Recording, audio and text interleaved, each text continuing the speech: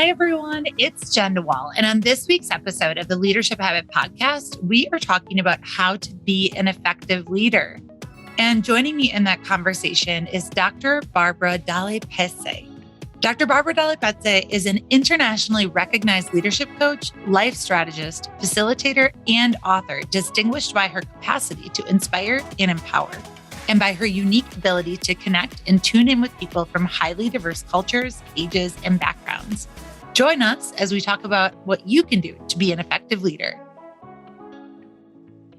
Hi, Barbara. It's so great to have you on the Leadership Habit Podcast. Thank you so much for joining us. I am really looking forward to our conversation today to kind of tap into your expertise on how we can be effective leaders. Thank you so much for joining us. Barbara, tell us about what your journey was like. What did your path look like to bring you to where you are today? How did you become interested in leadership development and helping people thrive in that space? I think that has always been a passion of mine. And when I say this, I mean that since I was in my 20s, I always had a passion for people. And somehow I love to see the potential in people and helping them express it. And it was quite natural for me. And I had lots of my friends at the time that would just come to me and they would call me the wise one because they would come to me for advice. And then later in life, I discovered that actually there is a profession where you can connect with people and help them evolve and help them express their potential fully. And so I thought, you know what? I think that's actually good. And I would like to try it. Having said that, it was not so straightforward. The path was going through working in academia. We went through doing facilitation and training in corporations, and eventually it was the focus on the coaching side and the leadership development. And the leadership development because I realized that actually to have an impact, we do need to develop the leadership, our own and others' leadership. And when I say leadership, however, I don't mean just leadership in corporations and in organizations, but also leadership in life, because I've always wondered what happened if on Earth we have millions of people who are feeling leaders, that are leaders, and they walk their path and they are in their life feeling that they are impactful leaders, not necessarily because they are in corporations, but in their life. I think that we would have a very different world, actually. So that is what I was passionate about, and that's what I have been pursuing a career in. Well, and it's so important. I love that. Leadership is not something that is just, the expectation of maybe a corporate professional. It's hopefully an expectation of all of us in a community and how we show up in our families or in our relationships. And I like that you bring that distinction up because a lot of people think that leadership is just when you walk into the door, that's when leadership begins. And then when you leave for the day, well, we don't have to think about those things. Whereas there's such a great crossover. If people learned, for example, how to resolve conflict, whether it's at work or at the relationship or with their relationships, they could cross over and use that, or how to influence or how to communicate effectively. Everything has that crossover. Yeah. Yes. And leaders of ourselves as well, right? First of all, because in order to influence and impact whatever environment we are in, we need to be able to, influence ourselves first and actually know ourselves and be the best we can be. So first of all is doing the work to become the best human being we can possibly be. Yes, because we have a short life to live and we have to maximize our impact or our fulfillment in it. Barbara, before we jump into the episode, I want to talk a little bit about your book, The Unexpected Gift. What inspired you to write that? Actually, I love this question. The Unexpected Gift is a memoir of my personal story, which is a leadership story, because it is the story of how I found my identity and rebuilt my life after the implosion of my marriage that happened out of the blue. And it happened whilst I was living abroad and building my career, being in between countries and therefore experiencing life in different cultures. So I decided to write the book because at the time when everything happened, I was by myself. I was in a foreign country and I was building my personal life and my career. And I couldn't find any book or anybody that could tell me that what I was going through, that was very painful and very harsh at the time, would have had a happy ending. It would have been good eventually. And what I was living, it was so shocking and so traumatic. And I had to figure out how to go through those moments. And because I love books, I've always looked in books for some suggestions and helps and mentorships, and I couldn't find any. And so I decided that I would have eventually taken the time to write about it. And so eventually I did. And the way I did it, I also remember that when those very difficult moments were happening, I had such a lucidity. My mind was so clear and there was such a transparency in what was going on that there were insights that normally I would not have about life, about people, about how we feel, how we think. And so I decided in the midst of pain to write those insights somewhere. I had always a piece of paper with me, a tiny little booklet. And so I would write all these insights because I knew that once the pain was gone, that clarity would have gone too. And so I did, and I did it for a long time.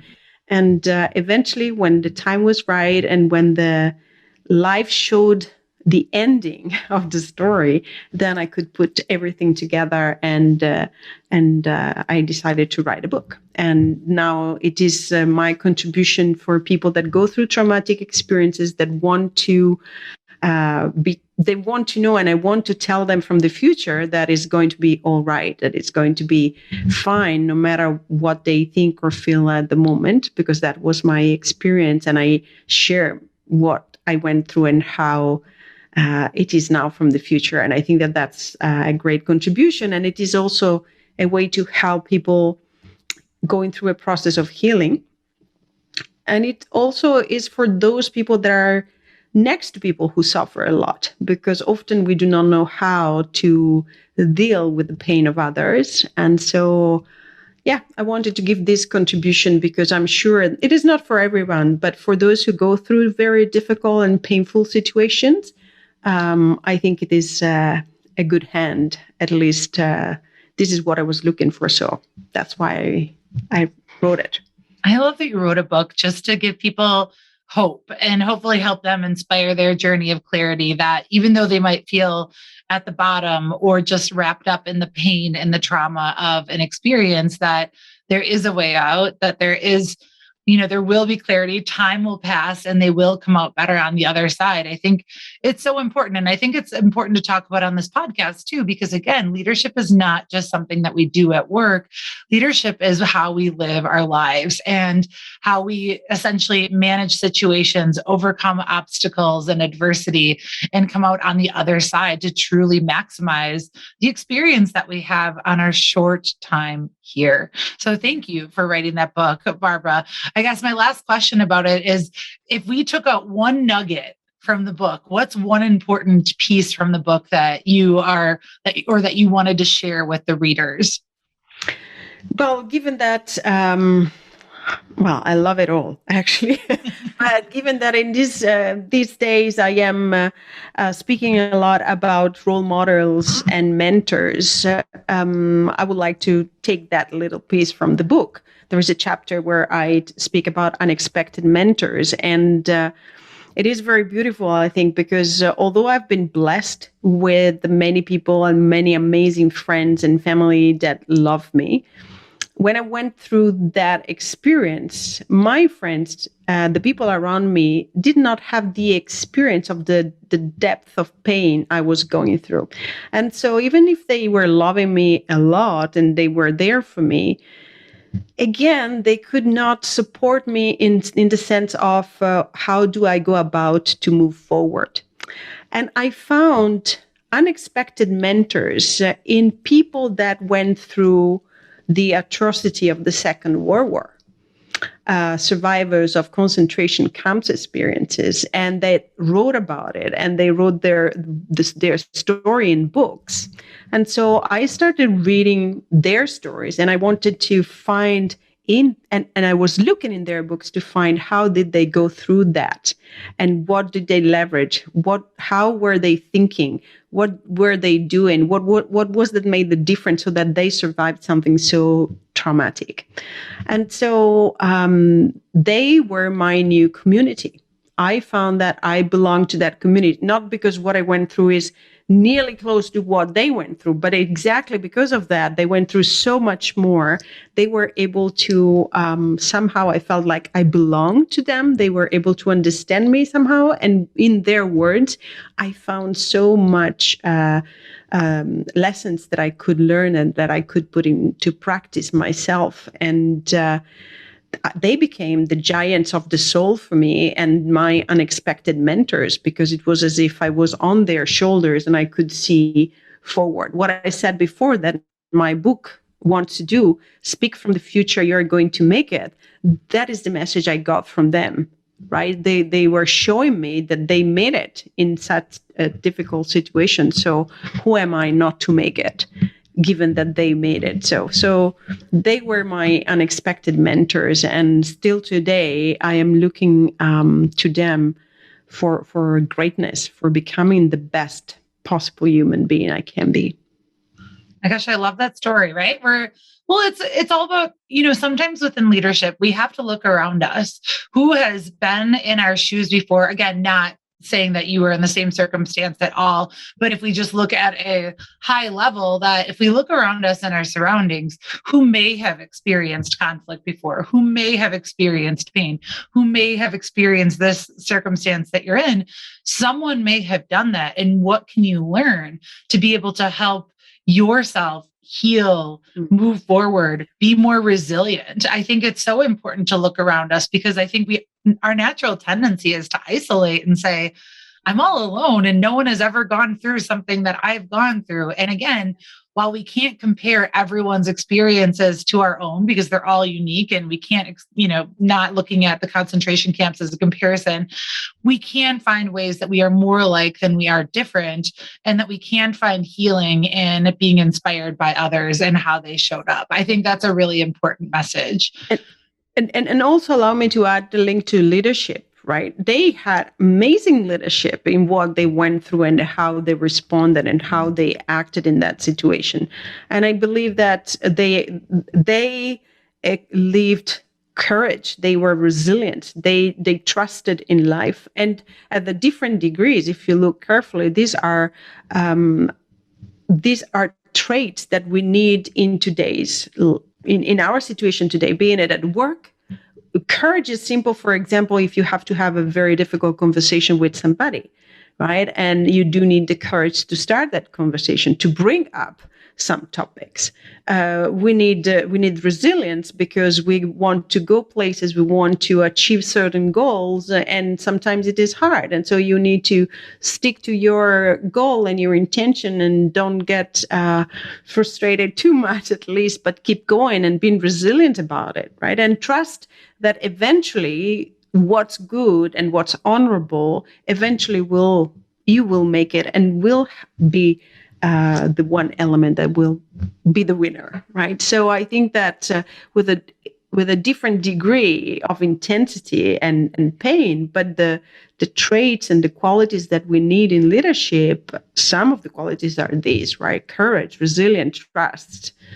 They are key. So let's dive into the conversation now, talking about how we can be an effective leader. So we talked about, one of that first, and I know we're going to dive more into it. What does it mean as an individual? But let's, talk about, where do people get it wrong? Like what are examples of bad leaders, and where do they get it wrong? Why are they not effective? What I would say, I don't know if get it wrong, because I think that people try their best for the situation they are in and for the abilities to understand and sense the situation they can do. I believe that a key element is always to be aware of others, to know that we are not alone and that we cannot make it alone. So when you say, where do people get it wrong? I think that if you think to go solo, especially in this historical moment, I don't think it works. I think that we need to collaborate, we need to cooperate with each other more and more. And especially if you are in a leadership position, you want really to have a team on board that contribute to the mission, the vision, and that are actually your team members. It doesn't matter if you are in a leading position and they are your member of your team, right? We need to collaborate and cooperate. So doing things alone, I don't think that works. And that would be my first answer to you. No, that's a really important answer. I remember something, and this could be more, out there, but it was something that my aunt had shared with me when I was younger. And it was, I think when I was in my 20s, still really going for that need for strong independence, right? I live my own life. I'm creating this, I'm blazing my own trail. And one of the things that my aunt said to me is that you will never be independent. We are always interdependent. Meaning we will always need to rely on, depend on, trust, work with, collaborate with others.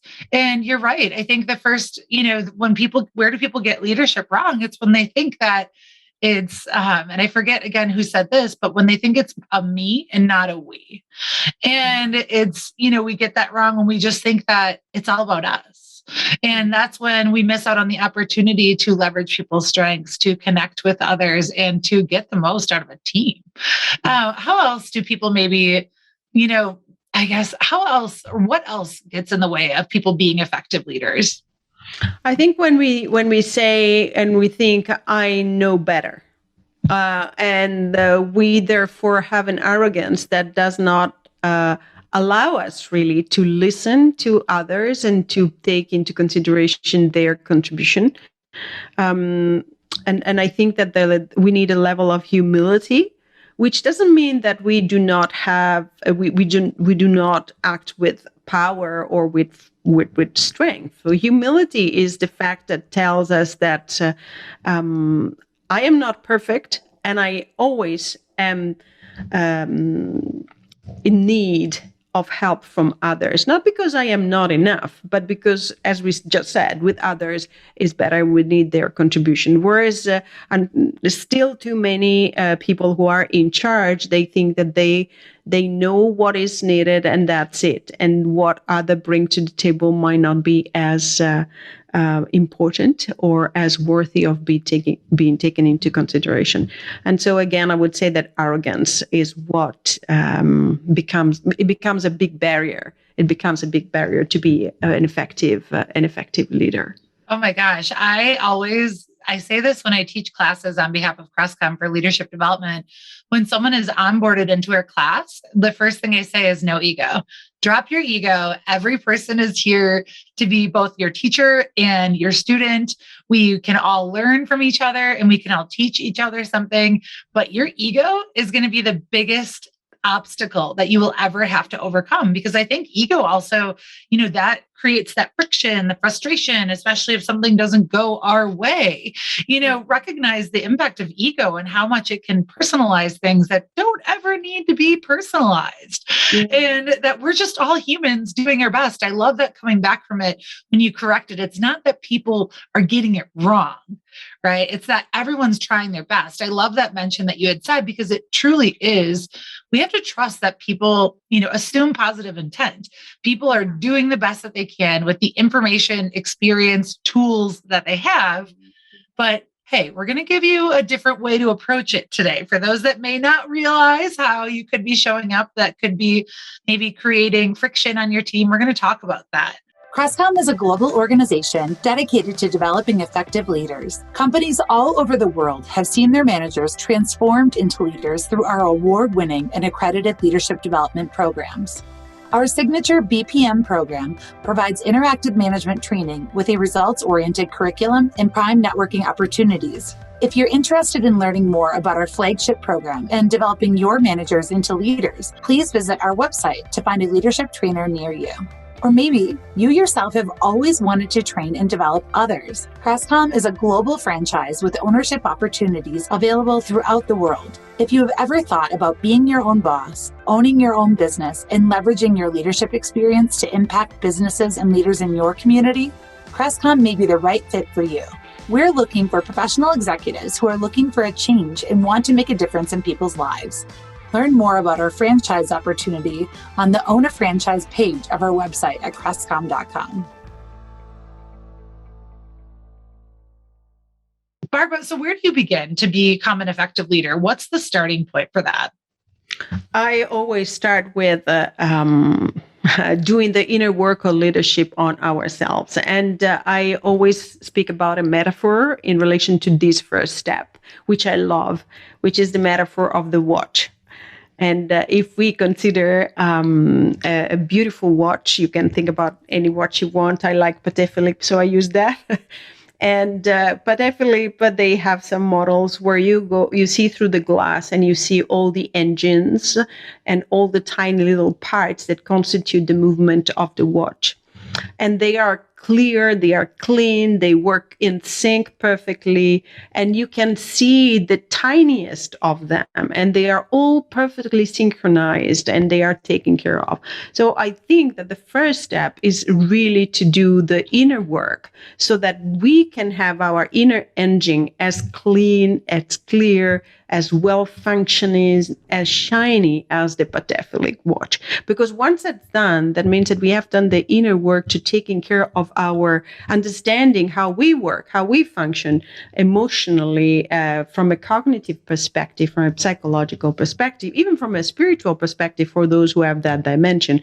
And once we have taken care of all those parts and aspects, and we know how they influence who we are and how we behave and how we relate and how we interact. Once that's done and our inner movement works smoothly and is smooth, then we can focus on others. We can focus on the business. We can focus on other people. We can focus on actually make other people shine because we are working and we are in harmony and we are balanced in a good balance within ourselves. So the first step is, to me, to be an effective leader is doing the inner work of leadership, which means, do you actually know yourself? Going back for one moment to what you said before about the ego, right? We cannot let go of the ego if we do not know that we are in need, for example, of significance, or we want to be seen because by being seen and being considered great at what we do, we are gratified and we feel at peace. So once we understand, this is just one example, right? Mm-hmm. But once we know that, then we can tame a little bit our ego and we can leave space more to others. But we need to know that first. We need to recognize that and we need to have had an insight about it. So I think that is just one example of why it is important to just start doing the inner work and know yourself. Because from that depends the style of leadership, the way you interact, the relationship you build, and eventually the business that you create. My gosh, I say this a lot to people. I think everyone needs either a therapist or a coach, someone that can stand with you and help you do that inner work. And I am pretty open about the inner work that I've done because why not? And I don't live in my story, so I feel open talking about it. But inner work for me, oh my gosh, it helped me understand if we're talking about how it came down to leadership, inner work for me was even understanding that I used to be, triggered by authority. And it's a result of my childhood, but understanding that when I was in a conversation with someone that was maybe an executive leader or had higher organizational positions or positions of power, then I would become more weak. I wouldn't be confident. I wouldn't be as assertive as I naturally was in circumstances that I trusted. But once I recognized that it was because of that, then I could say, oh my gosh, this makes so much more sense. And I could show up in a different way. But so many people maybe miss out on that opportunity to reflect and think about, what are your triggers? How do you show up in different situations? And then be curious as to, why do you think you show up that way? And I just think that's so important, because for me, again, I saw so many parallels between what my childhood experience was into how I actually showed up as a leader, even coming down to the need for feedback, wanting people to tell me I was good enough instead of telling myself I was good enough. I don't know, you likely have a similar story, right? There's so many parallels between, what we've experienced and the implosion of your marriage, how that comes to be in terms of doing the inner work. What was my trigger? What was my identity? How do I rebuild? I know I just said a lot. Sorry. No. That you are absolutely right. And in my case, what I needed to figure out and discover quickly, not that was a secret, but that I needed to take charge again was trust. Because by being betrayed and by having my marriage destroyed so suddenly and out of the blue, trust for me became a challenge. And it was very difficult to trust, first of all, myself, what I was thinking, what I was feeling. Am I actually get it right or not, given that in my mind and in my experience as it unfolded, I did it completely wrong, apparently. Of course, that's not true. But I had to rebuild a new way of understanding trust in myself and therefore also in others. Because as you know, leadership and not necessarily in leadership position, but also in life, we relate to others, we are connected to others, and we do need trust. Otherwise, it's impossible. And so doing the work of really understanding trust and recognizing my way of trust and how do I rebuild that capacity for myself and for others, that's part of the leadership and that's part of my story. And that was one of the teachings and one of the great exponential growth, let's say, that my story brought with me. Oh my gosh. So you just brought up trust as a characteristic. And I know that you talk about it also with two other pieces that you addressed earlier. So if we're thinking about becoming the leader that we want to be, there are three things that we will need, three characteristics or traits: courage, resilience, and trust. And I know we just hit on trust and we'll probably come back to that, but let's start with courage. What does that look like to be an effective leader? What does that mean? I think that courage is extremely important because courage is actually from the Latin word. It means the strength of the heart. And courage to me is having first of all, the emotional ability to stand in uncertainty and to stand and be in fear, experiencing fear, and nonetheless having the strength to move forward and to face no matter what is in front of you, being it a very difficult decisions because it does bring consequences that are quite impactful, being it a decision to have that difficult conversation that could jeopardize a relationship that you care about. And so I think that developing the ability to be courageous, so having courage is an ability to stand in the truth, in what you believe, in what's valuable for you, and to stand up for what is valuable for you, no matter what the consequences. And I think that that's a trait that leaders need, because sometimes leaders do need to go against what is perceived as right, because not everybody gets what it is about, for example. So you do need the courage to be alone. You do need the courage to feel like you are alone and nonetheless keep going. So it is really an emotional strength, a mental strength that leaders do need to cultivate. My gosh. And it sounds like, there's a big piece of authenticity, but then there's a big piece of maybe leading and showing up kind of unapologetically, and I don't mean that you're going around and lighting fires and making people mad, but also just saying that this is the right decision and I can't just follow the course, just because that's what we perceive as everyone should be doing. I think that's so important. But yet, oh my gosh, how the heck do you have the courage? Because I think we still have that root of wanting to be liked as leaders. I think that's the biggest challenge. Leaders just so badly, and it makes total sense, want to be liked for being a leader. But yeah, so it can be very hard to stand alone. What advice would you give them? It is true that we want to be liked. What we don't realize is that we do not need to be liked right now. So, what I mean is that sometimes decisions that we make are not understood, and it appears like they hurt others. And in that very moment, we are not liked. But if we stay and remain steadfast in our decision because we are moved by what we believe is good and right, then the fact of being liked, it is not that important, because the awareness that I am anyway contributing for the best becomes first.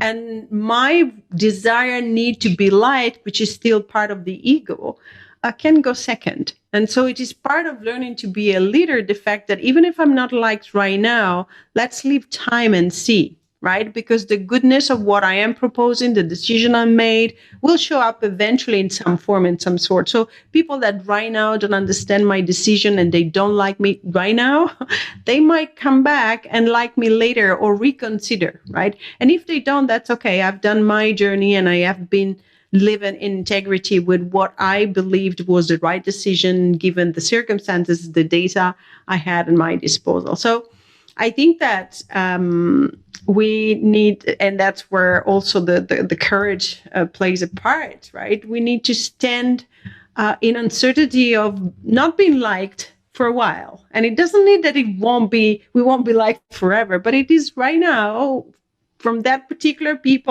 kind of people, we are not like, and let's see. But I think that the good intention, and if decisions are moved by something that is actually good, it will come up eventually in a form or another. So we need to bear the discomfort and the frustration and maybe a little bit the fear of not being liked in your example, or any other emotions that we do not feel comfortable with. We need to be strong enough to bear those discomfort as much as needed to move forward.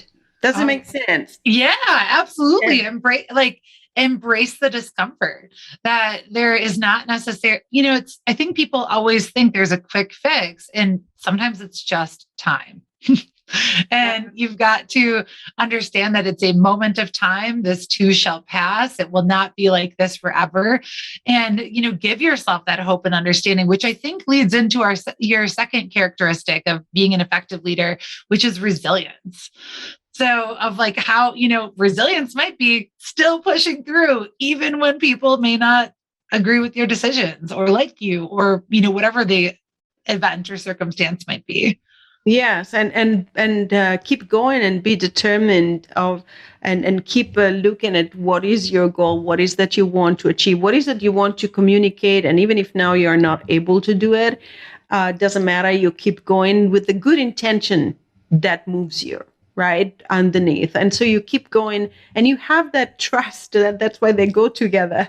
You have that trust, and for someone could be also a faith that something good will come out of it. And so you keep moving forward no matter what you perceive in the moment.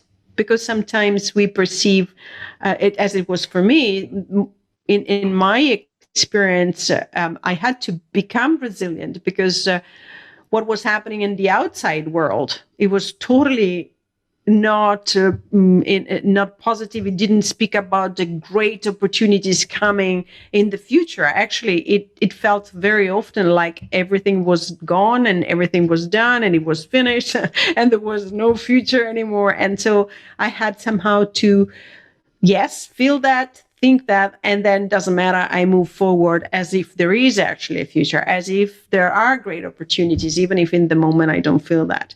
And so I think that the resilience is part of it is this experience as well. I might feel discouraged, and I believe that no matter what, I move forward because there might be something positive ahead. And then with that belief, I actually move forward. And so the advice there, it sounds like if you want to build your own resilience, you also have to know what you're working towards. And I know we could talk about Simon Sinek, start with why, but it's really about crafting a vision for your future, that your circumstance today might not feel that great, might not inspire you, might not be where you want to be, but there can be better. Yes, but I would like to challenge that a little bit because sometimes it is true that if we have a vision and we know where we are going, it is easier. But there are moments in our life where to even think about the future or dream about the future or even trying to figure out the future is extremely painful. And so we can really not do it. And so I don't want to say that if you do not have a vision, you cannot move forward. Because for me, when my marriage collapsed and the life as I've had always thought about disappeared, I didn't know how to think about the future. And yet I had to move forward because otherwise I would have literally sunk into my pain. And so it was very difficult because you need to move forward. And at the same time, you do not know what to expect, what you think about, right? And so before being in a situation to craft a vision, I think that resilience is, believe that there will be a vision at a certain point that will show up and you will be able to tap into and recognize. But even if right now you don't have it, it doesn't matter because there is still life ahead. And what you want to do is just one step forward towards something that you might not know what it is. And I'm speaking right for people that needs to work hard because they are in traumatic situation and difficult situation, and they are still working in corporation and in their life, but it's so painful. You can just make some steps and little steps. It doesn't matter if you do not have a vision. Then there will be a moment when, okay, now I'm ready to actually create my own vision again. But first I have taken care of myself, and with resilience, I continued moving forward. I think that that's important because otherwise too many people go, oh, wow, so it becomes a problem if I don't have a vision. It becomes, how do I do that? There are moments when you want to work on a vision. There are moments when you need to be patient and work a little bit on something else first. No, I think that's an important pushback, just that you're not naturally going to transition to, especially from trauma, that you are not going to move forward into being able to see the future very quickly, depending on the circumstance. So I think that's an important observation, consideration, and challenge because trauma plays a huge role. Mental health plays a huge role. Depression, anxiety, bipolar, whatever that might be, impacts our ability to be resilient. And, it impacts our ability to even see a path forward. And so I think that I love that you pushed back and challenged that and talked about just the small steps that we need to take. Thank you. and that doesn't mean that these people that have to take these baby steps won't become absolutely great leaders and will have their vision and realize that. I actually think the opposite because they had to slow down and really feel everything. And then they will be so ready to get to their vision when the time is right. Yeah, I don't think I would even be where I was today if I didn't go through pain. There's just no way. And when I'm talking about pain, it can be mental health, as I've talked about openly on the podcast. I suffer from depression, but it could be just trauma that you have. And looking at that is not a mark of shame, not a mark of what makes you less than, but a mark of, your of the traits that you're talking about, your courage, your resilience, your trust, and the strength that you truly have. There's a lot of value in when you can look back, and it's not in the moment that you can look at it and say, wow, I really am happy about this situation or feeling like this. But it is the reflection past to, look at yourself and appreciate yourself for how strong and courageous and resilient you are. So let's wrap up with talking about the final component or characteristic, or maybe circle back because we talked about courage, the courage to maybe move forward despite what other people might think or say, and then our need to be resilient despite whether or not we have a vision of the future, but then also trust. What role does trust play in our ability to be effective leaders? Oh, that's that's a huge one. I think that trust is really, I would say, everything. If you think about in this moment, you are trusted the chair you're sitting on is not going to break. I hope Even not. otherwise, exactly. We are constantly in trust. Even when we walk on a bridge, even if we don't think about it, is actually we trust that the technology that has built the bridge will stay and will work, right? So I believe that the trust is really key, and it is made of many different components. How do we build trust? It has to do with our ability to set boundaries.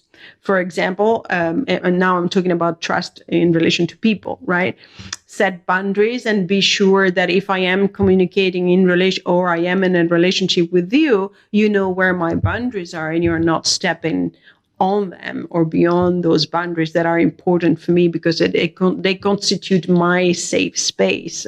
And I need to be able to recognize your boundaries, for example, and not stepping into your intimate area and life space. It has to do with the ability to respect privacy. When you speak to me about something, or when I speak to you about something that is very important to me, I trust that that you respect the privacy of what I'm saying, that you are not going to talk about it on a podcast or with other people. It has to do, to build trust, we need to suspend judgment. Right? I need to suspend judgment. And when you say something, you need to feel free to express yourself, knowing that I am actually listening without passing any judgment on what you say, but I'm actually open and listen to you, and vice versa. This allows us to express ourselves fully. These are just some of the elements that we need to be aware of, and that constitute what will build into trust. And just by mentioning these few elements, we see that the trust is an experience. It is not just something that I give you or you earn. It is really an experience made of tiny little events and behaviors that I am experiencing when I am with you. And it is complex, and it requires time. And it definitely, I think it requires focus, the ability of knowing that everything we do in relationship, and therefore, if you are a leader, every time you interact with people in your team or with your peers or other leaders in the organization, you are building trust, or I don't say destroy because it is too strong, but you are walking backwards. Sure, eroding. Not eroding. Thank you. Trust. So I think that it is so important, because then on trust we walk. And now I'm going back to the metaphor of the bridge. If I trust you, I can actually walk next to you, and I feel safe, and I can express myself, and vice versa. If I am concerned and I feel that I don't have trust on you, we are not moving forwards, because I'm testing all the time that I am safe, that what I am communicating is going to be taken care of. And so the focus remains on me and on you, instead of being on what we can create. Yeah. This is just one way of, there are many, but you're like, how you talked about trust inspired me. I just taught a webinar last week on trust. And one of the questions that we polled the group for was, should trust be earned? Like, do you earn it, or do you just give it? Like, do you give it off the bat when you have a new employee or you have a new boss? Do you just say, okay, like, we're going to be working together, I'm going to give you trust? Or do you not trust them until they prove themselves to you? What's your take on that? Because it was actually a pretty big split in terms of how people see that. Yeah, I think that it's both. So I start always, for the kind of person I am, for example, I start always assuming that people are acting and behaving in good faith and with good intention. And so my starting position is I am open to trust you. Then I am also aware that I need to be conscious, right? That because trust is a complex experience and it is made of many different behaviors. And here I am thinking Brené Brown's and her 7 behaviors, the braving, she calls them the 7 behaviors that constitute trust. Because trust is a complex experience, I am open to trust you. And at the same time, by interacting with you and by entering a relationship with you, I am at work and we are colleagues, right? I know where I stand in relation to trust. If I know, for example, that for you is a little bit difficult to respect privacy because maybe you never thought about it as an important element in relationship, and therefore it is easy for you to just talk about things that I confide in you with other people, not because you're bad, but just you don't think about it, then there it becomes a moment where we build one step further trust. I can come to you and have a difficult conversation, non-judgmental, but I am expressing how I feel in relation to the way you handle privacy with respect to me. And that becomes an opportunity to build that element of trust, right? So in that moment, you do earn a little bit of, it is like if we have a jar, we put in a jar all stones that build trust, then I will put in a jar a colorful stone, because once we have that conversation and we have clarified that, I feel like next time at least you will think a little bit more, right? Based on our conversation. So that it will build a little bit of trust. So I am open to give you trust, and then I am also aware and I will pay attention with respect to my way of feeling that I can trust you. Where do you stand, and how can I work with you to build more and more our ability to trust each other and our capacity for trust? So I think it is both given and earned at the same time. No, I think that's important. And the levels of trust that you might give it to you, and then it's the opportunity to fill the jar after that. Barbara, I am so grateful for our conversation today. How can our audience get in touch with you? There is my website, which is my name, www.barbaradallepezze.com. And there is also, I am on LinkedIn, active on LinkedIn. So just by typing in my name, you can connect with me on LinkedIn, which I always love. You can also get your book, The Unexpected Gift, on your website. Barbara, thank you so much for sharing your time, your thoughts, your just beliefs, everything with our listeners today. I am very grateful to have met you and to have had this conversation. Thank you so much, Anne. It's been really great having this conversation with you, and thank you for having me here. Thank you so much for listening to this week's episode of the Leadership Habit Podcast. I really enjoyed my conversation with Barbara. If you know a friend that could benefit from hearing this podcast topic of how to be an effective leader, share it with them, or share it with a coworker, share it with your team. Together we rise. And of course, if you are interested in developing your leaders, head on over to crestcom.com. There you can schedule a 2-hour complimentary leadership skills workshop where we come into your organization to help you develop your leaders. And of course, if you want to connect with Dr. Barbara Dalle Pezze, you can head on over to our website. In there, you can find additional information about her services, as well as purchase her book, The Unexpected Gift. Until next time.